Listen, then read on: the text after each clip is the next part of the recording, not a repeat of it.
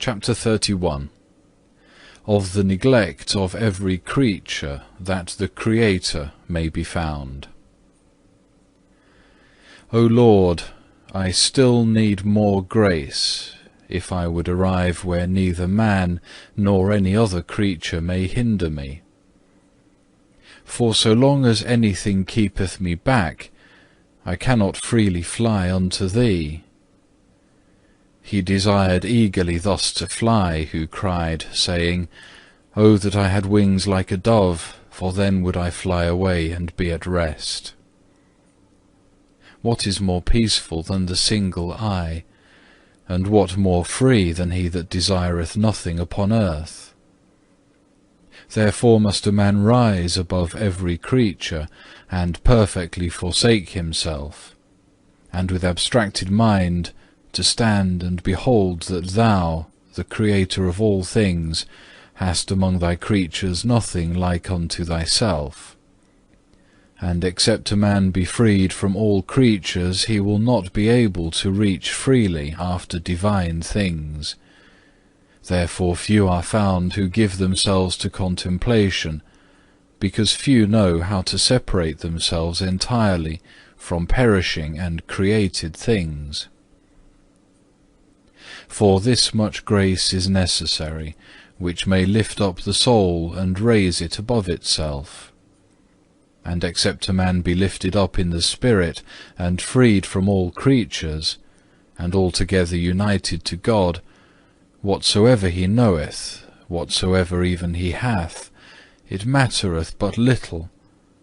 He who esteemeth anything great, save the one only incomprehensible, eternal good, shall long time be little and lie low.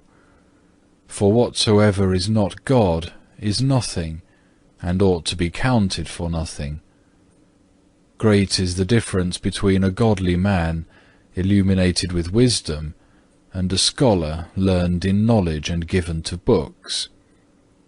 Far nobler is that doctrine which floweth down from the divine fullness above, than that which is acquired laboriously by human study. Many are found who desire contemplation, but they do not strive to practice those things which are required thereunto. It is also a great impediment, that much is made of symbols and external signs, and too little of thorough mortification.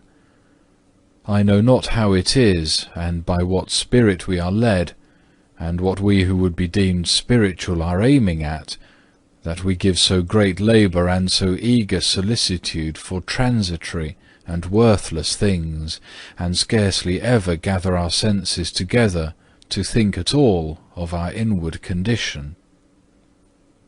Ah me!